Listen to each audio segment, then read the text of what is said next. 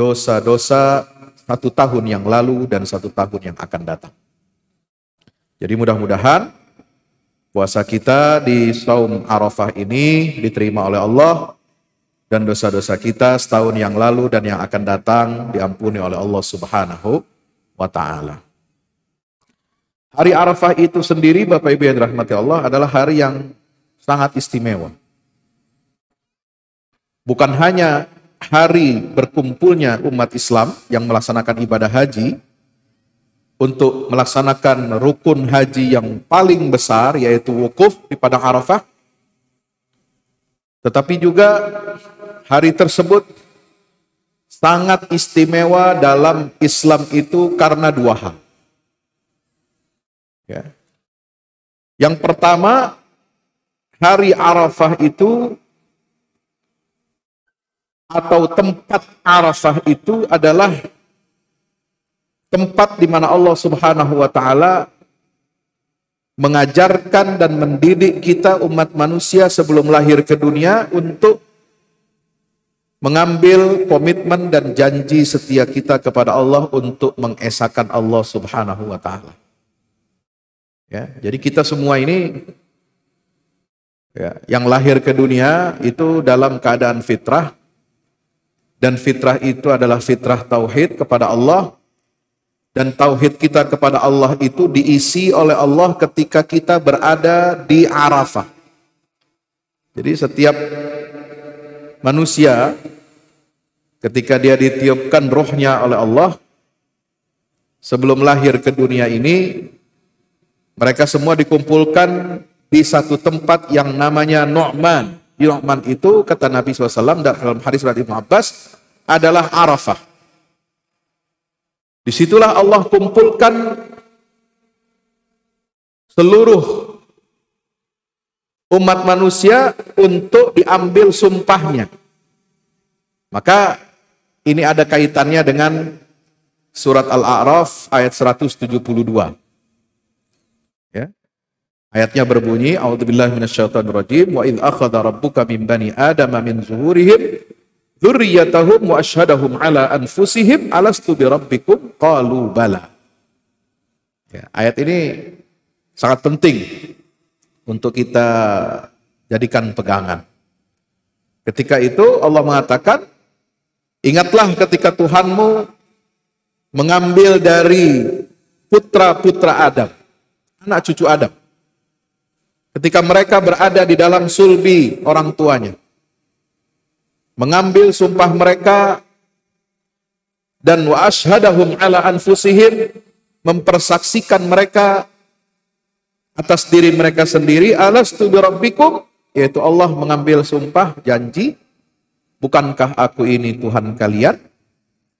Maka kita semua menjawab, qalu bala syahidna, benar ya Allah, engkau adalah Tuhan kami yang harus kami sembah, yang harus kami taati perintah-perintahnya. Nah, disitulah tempat kita mengenal Allah pertama kali. Makanya namanya itu adalah Arafah. Arafah itu ada artinya mengenal. Arafah ya'rifu ma'rifah. Orang yang mengenal pertama kali Tuhannya, mengesahkan Tuhannya, itu tempat orangnya itu adalah orang yang memiliki ma'rifat. Orang yang memiliki ma'rifat itu dia adalah orang yang bertauhid atau muwahhid. Dan tempat di mana mereka mengenal ketauhidan kepada Allah, itu disebutnya tempatnya adalah Arafah. Yang kedua, apa arti penting hari Arafah bagi umat Islam? Ketika Allah mendeklarasikan kesempurnaan agama Islam ini untuk umat manusia. Kenapa? Karena ayat tentang kesempurnaan Islam yang sering kita hafal, yang sering kita baca, al-yauma akmaltu lakum dinakum wa atmamtu alaikum ni'mati wa raditu lakumul Islam madina. Hari ini kata Allah, aku telah sempurnakan untuk kamu agamamu. Aku sempurnakan untuk kalian nikmatku kepada kamu. Dan telah aku ridhoi agama Islam ini sebagai satu-satunya agama untuk kalian. Kapan dan di mana ayat itu diturunkan? yaitu ketika Nabi baru saja selesai menyampaikan khutbah perpisahan ketika beliau haji tahun 9 Hijriah. Jadi Zulhijjah tahun 9 Hijriah itu hajinya Rasulullah haji wada. Nabi meninggalnya bulan Rabiul Awal tahun 10 Hijriah. Zulhijjah ini kan bulan ke-12, Pak. Bulan baru Islam tahun 10 Hijriah itu adalah Muharram, Safar, Rabiul Awal. Artinya hanya berselang kurang lebih 3 bulan setelah ayat itu turun, Rasulullah wafat. Di mana ayat itu turun? Di Arafah, ketika Nabi melaksanakan ibadah wukuf di padang Arafah. Kapan? Ketika Nabi selesai menyampaikan khutbah wada di padang Arafah, itulah makna kesempurnaan agama Islam ini untuk siapa? Untuk kita umat Rasulullah SAW. Jadi nilai Arafah dari segi tempat, dari dimensi waktu itu sangat dahsyat bagi seorang muslim. Mulai dari awal dia mengenal tauhid kepada Allah, sampai Islam itu dideklarasikan sebagai agama yang sempurna oleh Allah Ta'ala, final bagi seluruh umat manusia, itu semua titik tolaknya adalah Arafah. Jadi tidak berlebihan kalau saya mengatakan titik nol tauhid itu adalah Arafah. Itu titik nolnya itu. Ya. Bukan IKN titik nol. Bukan Sabang titik nol ya. Bukan apa lagi ya, kalau di Jogja itu ada Tugu titik nol Jogja gitu ya. Bukan. Kalau titik kita bicara tauhid, titik nolnya adalah Arafah. Dan titik akhirnya Arafah juga. Ya, dari awal kita bertauhid kepada Allah sampai disempurnakannya Islam itu sebagai agama untuk kita, itu semua adalah melalui titik nol yang namanya Arafah. Bersyukur pada Allah, hari ini kita telah melaksanakan ibadah siam puasa hari Arafah. Mudah-mudahan puasa kita diterima oleh Allah Subhanahu wa taala. Amin ya rabbal alamin. Dan mari yang kedua, saya ingin mengajak jamaah sekalian untuk banyak berdoa kepada Allah Ta'ala di hari Arafah. Ya, sebaik-baik doa kata Nabi SAW, khairud doa yaumi Arafah. Sebaik-baik doa adalah doanya hari Arafah. Apa doa hari Arafah? Khairu ma qultu ana wan nabiyyuna min qabli la ilaha illallah wahdahu la syarikalah lahul mulku wa lahul hamdu wa huwa ala kulli syai'in qadir. Perbanyak ini. Setelah kita melaksanakan ibadah sholat fardu, mulai dari waktu fajar tadi subuh, tanggal 9 Zulhijjah, sampai selesai sholat asar pada tanggal 13 Zulhijjah, kita mengumandangkan takbir Id, yaitu takbir yang biasa kita kumandangkan pada hari raya. Itu takbir muqayyad yang dilantunkan oleh kita semuanya selesai melaksanakan ibadah sholat fardu. Insya Allah. Yang ketiga, tema kita pada malam hari ini, ya, sambil mengisi waktu, menunggu waktu datang kita melaksanakan jamaah sholat isya, adalah bersabar seindah Nabi Yakub dan bertakwa sekokoh Nabi Yusuf alaihi salam. Kenapa? Tema ini saya berikan kepada panitia ataupun kepada jamaah di Sydney dan Melbourne sebagai salah satu opsi pilihan. Karena terus terang, ya, yang namanya pendidikan keluarga ini adalah pendidikan yang sangat penting. Saya pernah sampaikan kemarin ketika kajian Ahad subuh ya di sini di Westall tentang pentingnya pendidikan keluarga. So, apa? Pendidikan keluarga ini tidak ada rumusan, tidak ada program studinya, Pak. Saya tanya semua teman-teman di sini, jamaah, ada nggak yang ambil jurusan kuliahnya pendidikan keluarga? Ada prodinya, Pak, di Indonesia? Nggak ada. Ada pendidikan bahasa Inggris, ada. Pendidikan matematika, ada. Ya, teknik sipil ada. Mau jadi insinyur, mau jadi ahli hukum, fakultas hukum ada. Mau jadi dokter ada. Ada prodinya. Ya. Hatta pendidikan jasmani aja ada. Ya. Terus yang ngolah makanan, bagian nutrisi, ya, ilmu kesehatan, nutrisi makanan ada. Ya. Ilmu masak ada. Kuliahnya itu di Bandung ya. Kalau nggak salah. Itu. Mau jadi perawat, jurusan keperawatan ada kuliahnya, pendidikannya. Tapi keluarga nggak ada, Pak. Maka satu-satunya kita untuk melahirkan generasi yang baik, sebagaimana doa Nabi Ibrahim, Rabbi habli min ladunka dzurriyyatan thayyibah innaka sami'ud du'a. Rabbi habli minas salihin. Itu adalah satu-satunya kita harus merujuk kepada Al-Quranul Karim sebagai kitab pendidikan yang paling agung. Ya, pendidikan manusia seutuhnya, itulah Al-Quran. Dan sayangnya, nggak ada yang mendalami atau membuka prodi ilmu pendidikan keluarga dalam Islam. Nah, oleh sebab itu, di hari ini, 10 pertama bulan Zulhijjah, ketika kaum muslimin mengenang perjuangannya Nabi Ibrahim, kisah penyembelihan Nabi Ismail, itu sebenarnya intinya adalah tentang bagaimana membangun sebuah keluarga yang baik.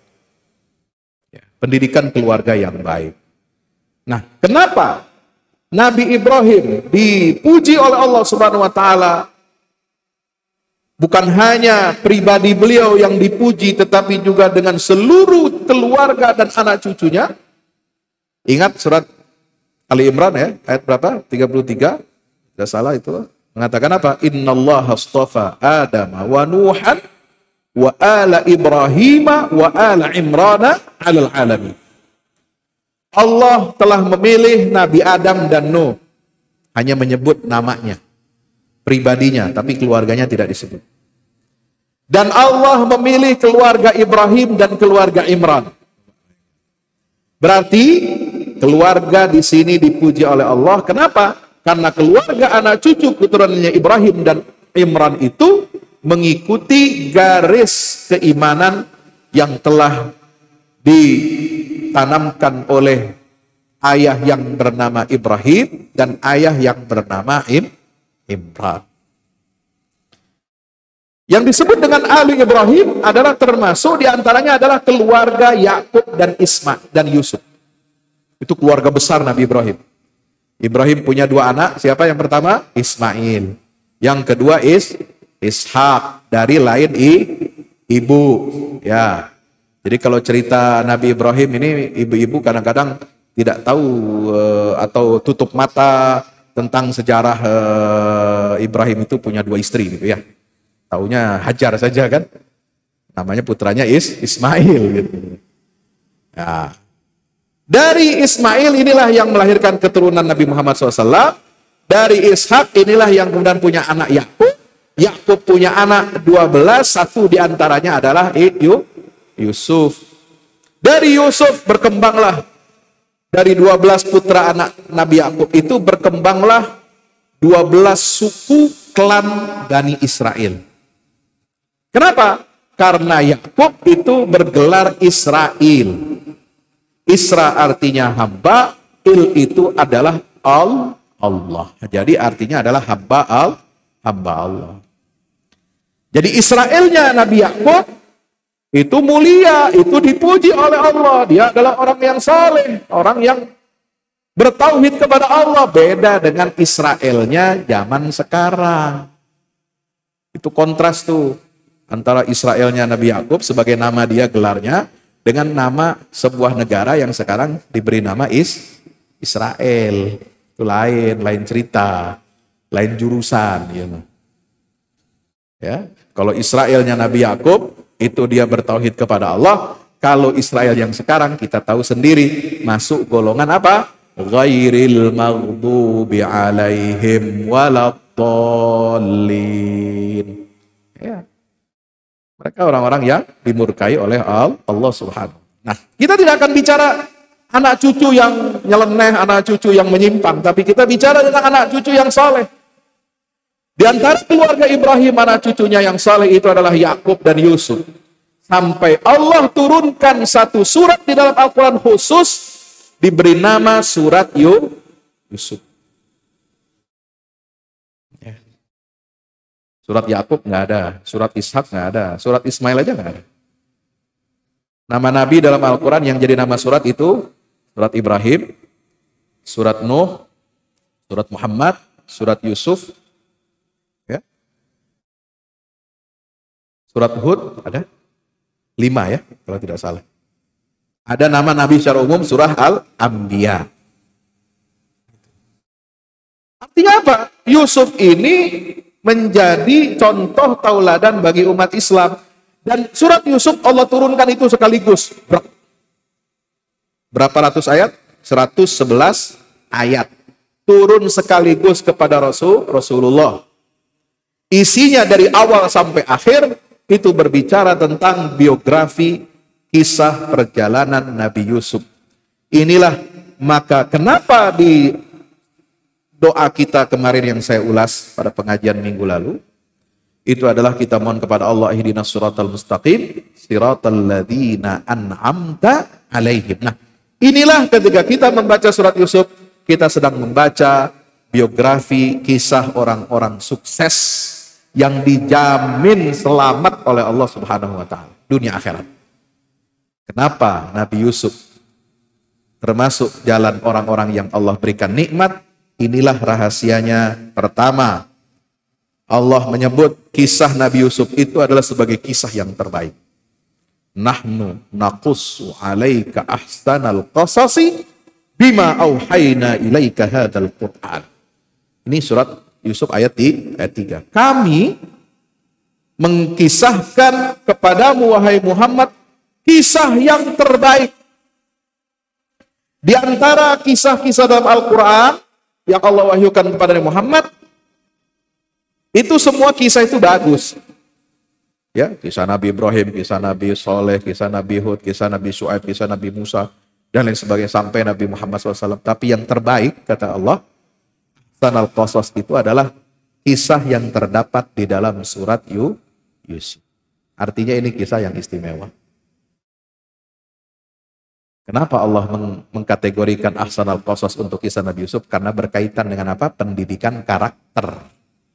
Pendidikan karakter kepada anak-anak. Dan Nabi Yakub berhasil menanamkan karakter itu kepada Nabi Yusuf putranya. Alhamdulillah. Yang kedua, ya, Allah Ta'ala bercerita di sini, mengkisahkan kepada kita, mulai dari awal mimpi Nabi Yusuf. Ya, mimpi Nabi Yusuf itu sampai Allah mengatakan bahwasanya Yusuf melihat dalam mimpinya 11 bintang, bulan dan matahari itu tunduk sujud kepadaku. Dia mengadu kepada bapaknya. Nah, kalau Ibrahim kepada Ismail itu Ibrahim yang mimpi. Kisahnya sudah saya sampaikan kemarin. Ismail kasih pendapatnya. Nah, ini sekarang mimpinya terbalik. Anaknya yang mimpi disampaikan kepada bapaknya. Bapaknya bilang apa? La taqsus ru'yaka ala ikhwatika fayakidu laka kaida. Jangan kamu ceritakan kisahmu. Ya, memang ujian paling berat Pak dalam keluarga itu adalah hubungan antar saudara. Kadang-kadang kalau kita salah atau kurang proporsional dalam mendidik anak-anak, ya, ini terjadi kecemburuan, terjadi ketimpangan kalau orang tua tidak adil kepada anak-anaknya. Makanya manajemen konflik pertama di dalam Al-Quran itu bicara tentang apa? Hubungan antar saudara. Ya, saudara anaknya Nabi Adam berantem. Ya, urusan apa? Korban. Bukan karena urusan perempuan, Pak, ya. Itu bukan urusan perempuan tuh. Itu kisah Israiliyat. Katanya Qabil Habil rebutan cewek gitu. Ya enggak, itu Israiliyat itu. Yang benar itu Al-Quran mengatakan apa? Watlu alaihim naba abnai Adam bil haqqi idh qarraba qurbanan fatuqbila min ahadihima wa lam yataqabbal min al-akhar. Masalah korban diterima atau tidak. Itu masalah keluarga, manajemen. Yang kedua, Allah ceritakan konflik dalam keluarga itu adalah antar saudara Nabi Yusuf. Makanya kita harus berhati-hati. Dulu saya waktu awal mau menikah, ya, saya dibawa calon mertua saya waktu itu untuk sowan lah, katakanlah silaturahim kepada gurunya. Jadi mertua saya itu dulu masuk Islam, ya, dia bukan lahir dalam keadaan Muslim, ya, mu'alaf, masuk Islamnya sudah usia 20-an tahun. Ya. Menikah dengan orang Sunda, Sukabumi, ya. Nah, dibimbing Islamnya, diajarkan tentang Islam itu oleh seorang guru, ya, itu di Bogor. Saya dibawa ke tempat gurunya. Mertua saya menyampaikan hajat bahwa akan menikahkan putrinya dengan saya. Tanya bagaimana latar belakangnya. Oh, ini alumni, ini alumni, ini alumni. Oh, ya. Dia cuma senyum. Satu pesannya adalah hati-hati dengan saudara. Saudara itu kadang bicara di depan kita baik-baik, senyum-senyum, tapi kadang di belakang bilang lain. Itu. Ada hasutnya, ada irinya. Bahkan tidak sedikit ada yang mendendam kepada saudaranya. Persis seperti kisah Nabi Yusuf. Saya jadi tertegun, kok kenapa dipesankan itu masalah ini ya? Subhanallah. Dan memang itu banyak sering kita kejadian. Maka itu harus hati-hati kita kalau punya istri, punya keluarga, ya, apakah kita dengan ipar kita, apakah istri kita dengan iparnya, gitu kan? Dengan saudara kita itu harus kita jaga baik-baik hubungan itu. Jangan sampai ada sedikit benih-benih konflik lalu kemudian akan menyebabkan masalah besar di kemudian hari. Nah, inilah awal pangkal kisah Nabi Yusuf. Terus kemudian alur cerita itu Nabi Yusuf digambarkan dia adalah orang yang dizalimi oleh keluarganya, oleh saudara-saudaranya, ingin dijauhkan, ya, dibuang, diasingkan, sampai dia dijebloskan dalam sumur, kemudian dia diangkat, diselamatkan oleh kafilah, ya, lalu dijadikan budak, diperjualbelikan di pasar budak, lalu diangkat derajatnya oleh Allah, dia masuk ke istana, dibeli oleh seorang perdana menteri dari Mesir. Kemudian dia hidup di sana sekian belas tahun sampai usia dewasa. Kemudian terjadilah fitnah. Dia disenangi oleh istri majikannya dan diajak untuk berbuat maksiat. Ketahuan ketika dia menutup pintu rumahnya, ya, mengejar Yusuf, merobek bajunya dari belakang, kemudian ketahuan, dan ini menjadi isu, menjadi gosip yang tersebar, sampai membuat majikannya itu merasa malu dan akhirnya Nabi Yusuf lebih memilih untuk dipenjara. Rabbis sijnu ahabbu ilayya mimma yad'unani, itu doanya. Ya Allah, Nabi Yusuf itu padahal begini Pak ya, ini luar biasa. Ketika dia dimusuhi saudaranya, dia nggak dendam. Dia nggak pernah mengeluh kepada Allah, katakan gitu. Nggak ada doanya tuh. Ketika dia di sumur, nggak ada dia baca Quran, silakan baca terjemahnya. Itu nggak ada doanya kepada Allah, curhat enggak. Ketika dia dijadikan budak, nggak ada doa curhat dia kepada Allah. Ketika dia diangkat lalu difitnah, enggak digoda oleh istrinya juga, istri majikan juga enggak. Tapi ketika dia berhadapan dengan gosip yang dikembangkan oleh istri-istri para pembesar Mesir pada saat itu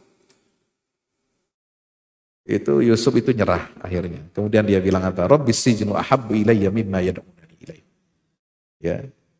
Ya Allah, aku lebih baik di penjara daripada menjadi bahan gosipan, bahan pembicaraan orang yang tidak benar. Karena fitnah itu betul di dalam dalam bahasa kita itu fitnah itu lebih kejam daripada pembunuhan. Nah, itu. Maka uzlahlah Nabi Yusuf ke dalam penjara. Dan hebatnya Nabi Yusuf mengatakan wa illa tasrif anni kaidahunna asbu ilaihinna wa aku minal jahilin.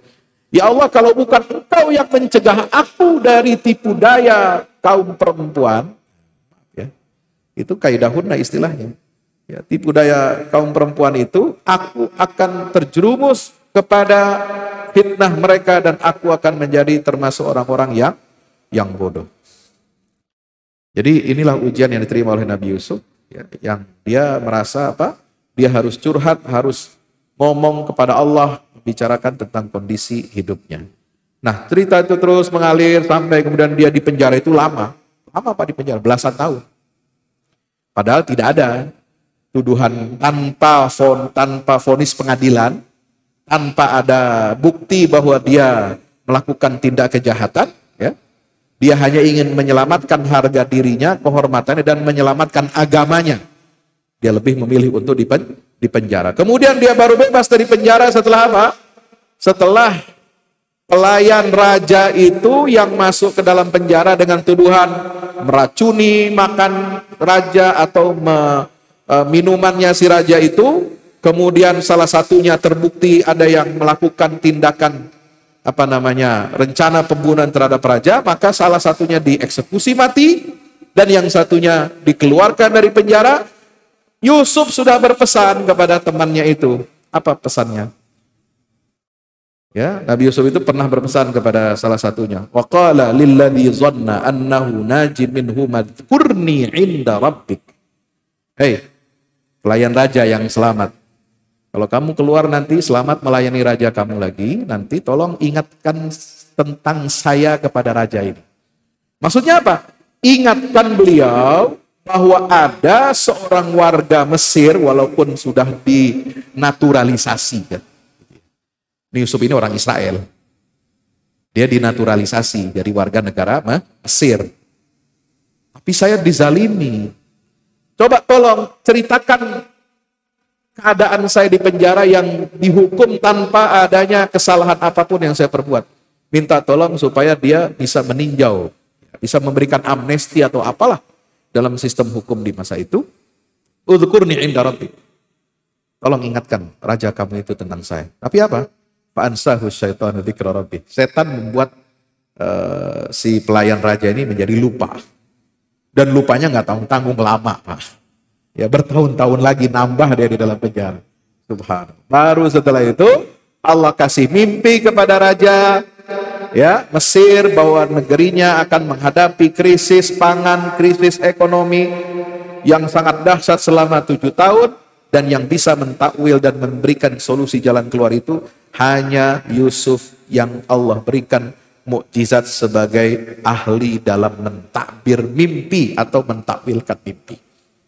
Maka dia diinterview, dikeluarkan dari penjara, ya, diminta pendapatnya tentang mimpi ini, lalu kemudian masuk akal, ternyata mimpi itu adalah visi. Ya, Allah berikan visi kepada si raja ini, dan solusi dari permasalahan negeri Mesir itu ada di tangan siapa? Nabi Yusuf. Luar biasa. Jadi hebatnya skenario Allah itu luar biasa.